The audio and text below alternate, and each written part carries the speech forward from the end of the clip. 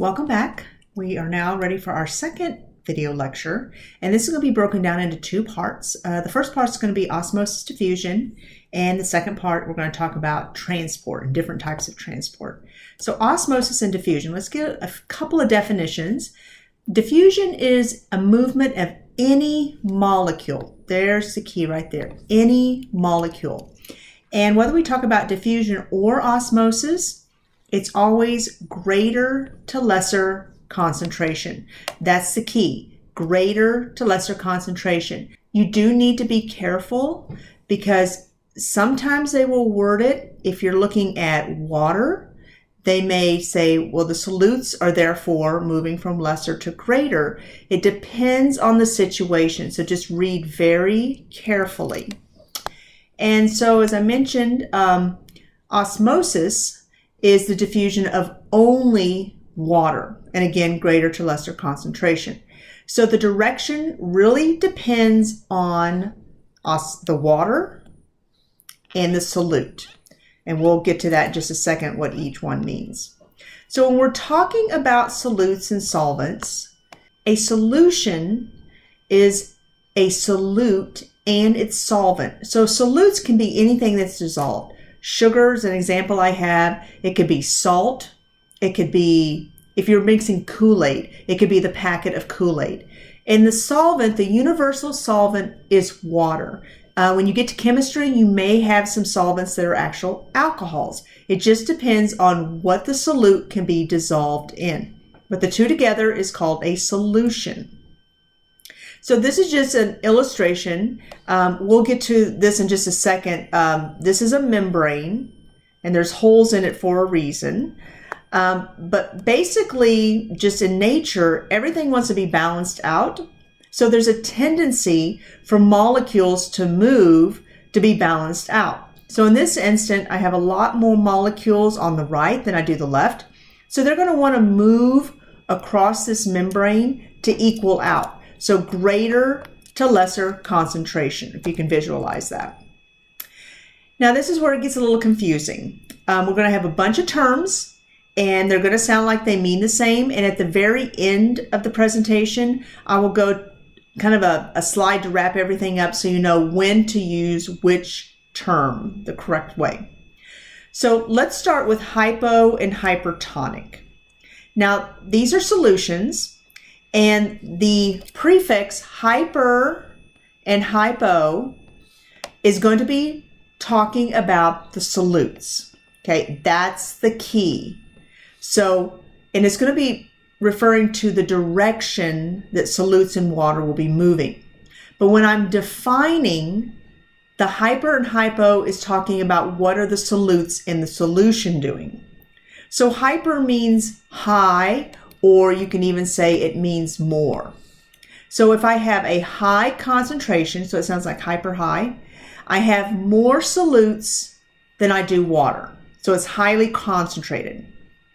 A hypotonic solution would mean that I have low solutes. So they both sound the same, hypo, low.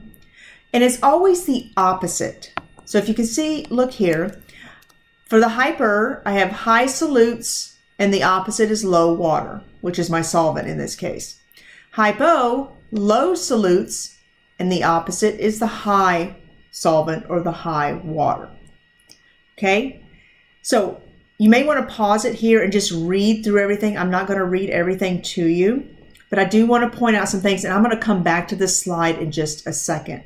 So we said that hyper means high, and so you really need to pay attention to, is it talking about a hypertonic solution or environment, or is it referring to a hypertonic cell? So what's going on inside the cell? So I know that hyper refers to the solutes. So in this case, there's 20% salt in the environment, which is surrounding the cell, and this little irregular shaped thing is my cell. 20% salt, 10% salt inside the cell.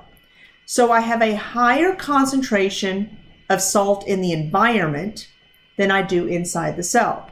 So the solution around the cell is hypertonic. Inside the cell is opposite and is actually hypotonic. Okay? Now, if I want to know which way the solutes are moving, it would be greater to lesser concentration. In this instance, the solute would move into the cell. But if I'm asked which way the water is moving, well, since outside I have, and I draw arrows, so here I have a high solute, and I'm talking about the environment, and therefore the water has to be lower. And the cell, compared to its environment, the cell has a low solute and a high water. So it's always greater to lesser. So in this case, solutes would move in, high to low, and the water is moving out, high to low. Okay? We will get back to plasmolysis in just a moment, if you just want to take a look at that. But basically what it means is that the water is moving out and is causing shrinkage. Okay?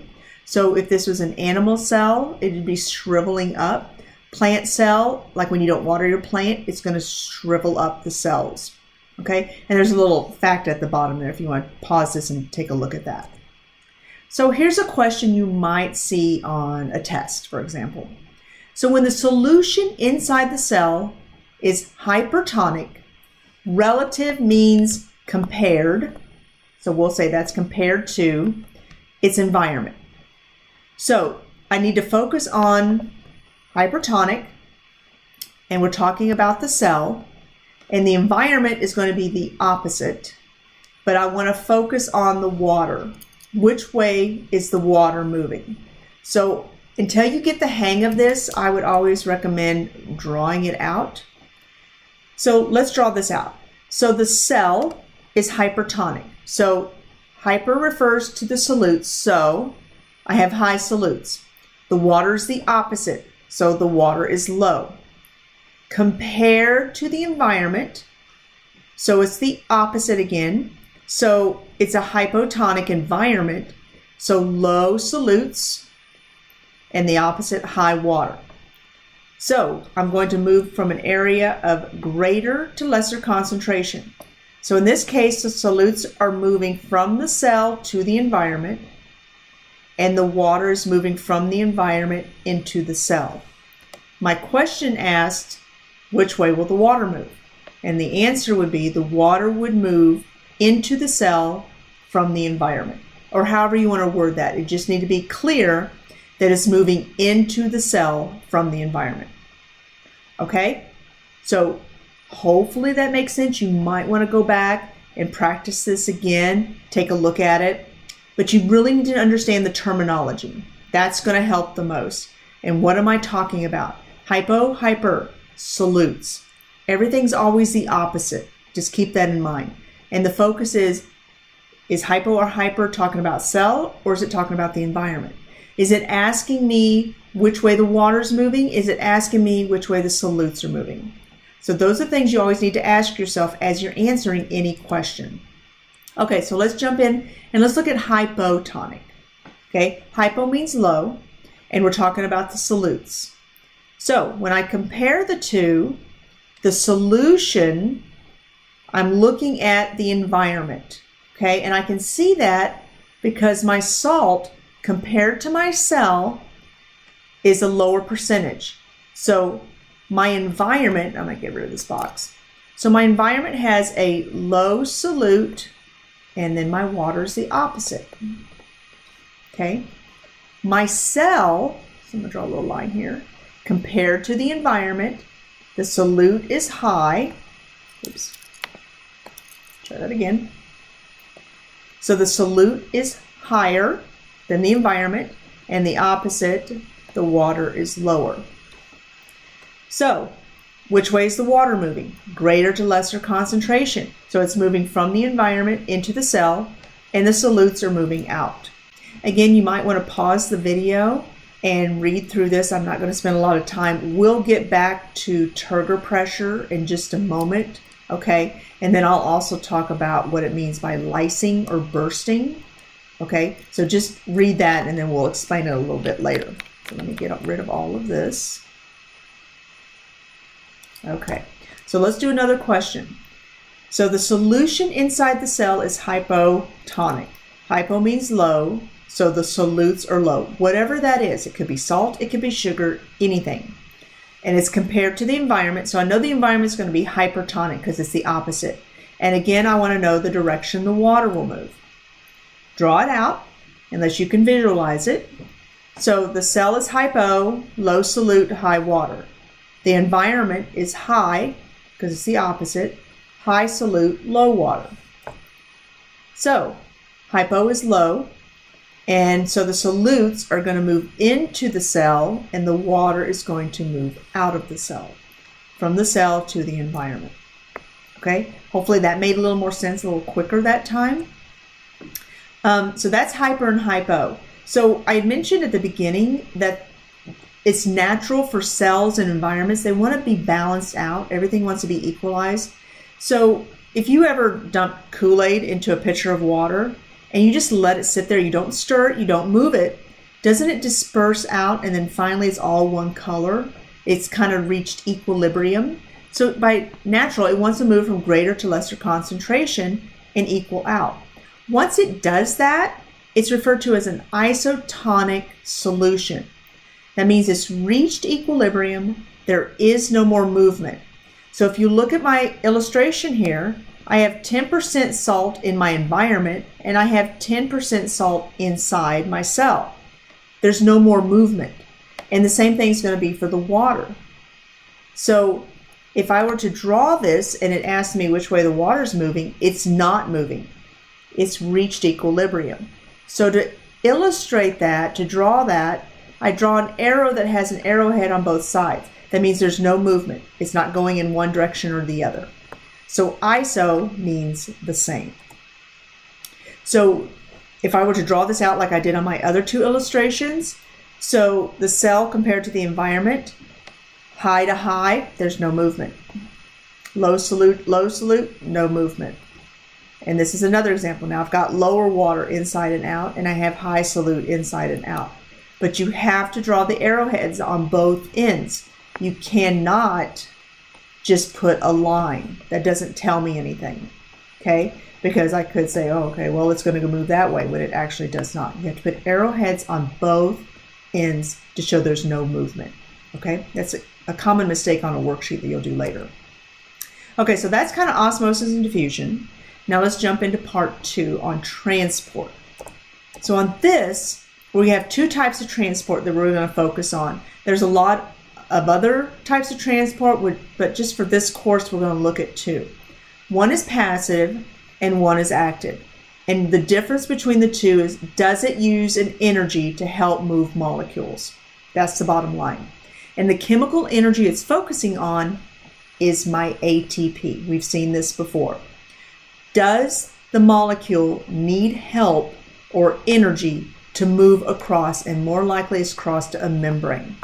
Okay, so that's the difference between the two. Osmosis and diffusion are passive. They just move naturally from greater to lesser concentration. So think of it this way. Passive would be like floating down a river. I don't need to paddle. I don't need to exert any energy. I just go with the current. Okay, I'm going from greater to lesser concentration. Active transport would be if I'm rowing upstream, I'm going against the current, I need to exert a lot more energy to paddle upstream. So I don't know if that helps visually or not. Something that goes along with this as far as transport are called gated channels, and I threw some gates in here. So if you have a membrane, and if you remember the phospholipid bilayer, there's little openings in between each of those molecules. So water and small solutes like salt, it can go through that membrane no problem. But big things like sugar, and remember that for our lab, sugar is a very large molecule and it cannot fit in between our phosphomolecules or phospholipid molecules. So it has to have an opening or a gate. So just like for us, if we wanted to get to one side or the other, we could not fit through the opening in the gate. So this would be like a semi-permeable membrane. But we would have to open the gate to walk through to get to the other side. And we're not saying we can jump over the fence either, okay? Okay, next we're going to look at ways that molecules move in a process. I mentioned that everything wants to reach kind of a balance. And so if it's a biological balance, nutrients in, waste out, that is called homeostasis, and it literally means biological balance. So cells are always going through processes of moving things in and out of its cell. So just like us on a larger scale, we're always eating or bringing nutrients in, and then our bodies get rid of the waste. So at the cellular level, that's referred to as endocytosis and exocytosis. Cyto, in both cases, means cell. Endo means in. Exo means out. Okay?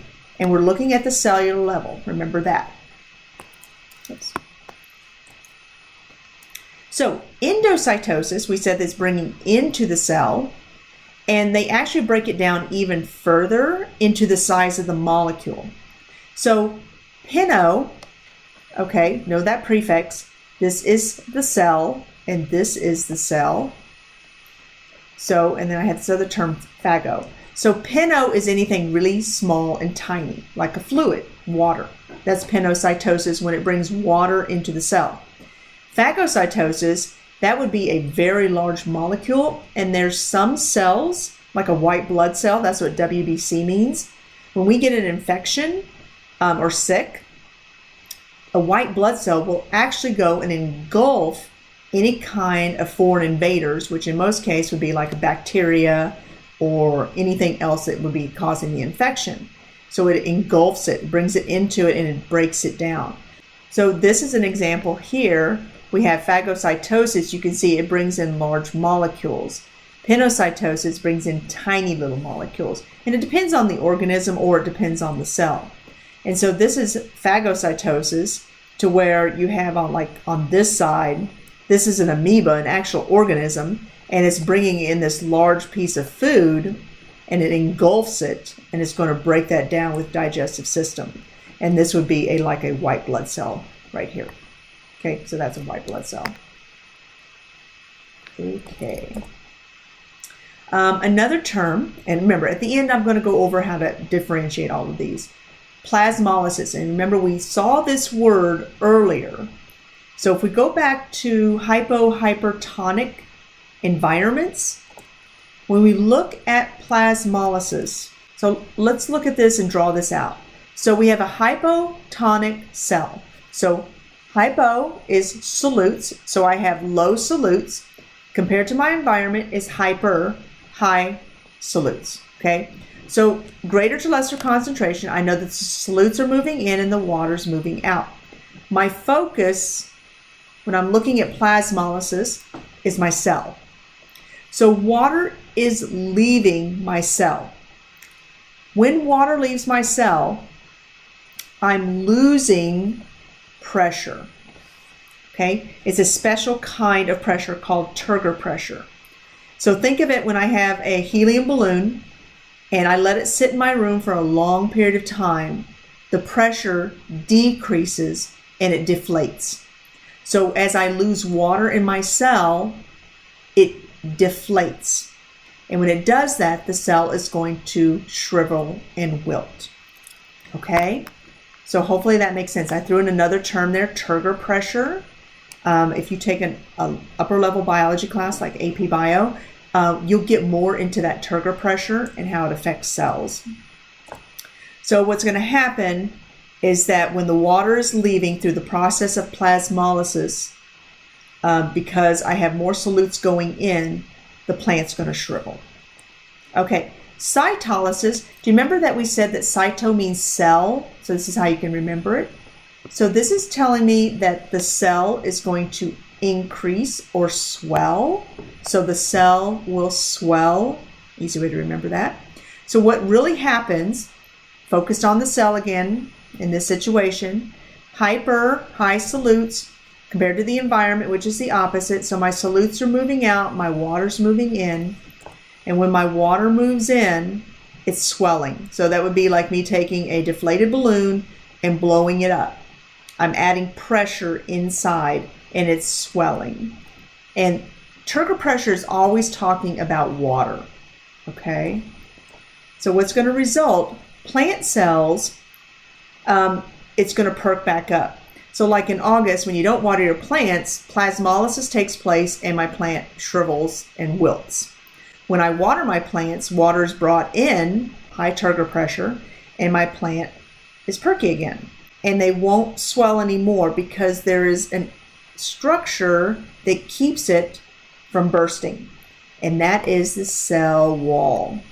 Know that, okay? There will be a question about that. However, animal cells, which is this right here, they only have the cell or plasma membrane.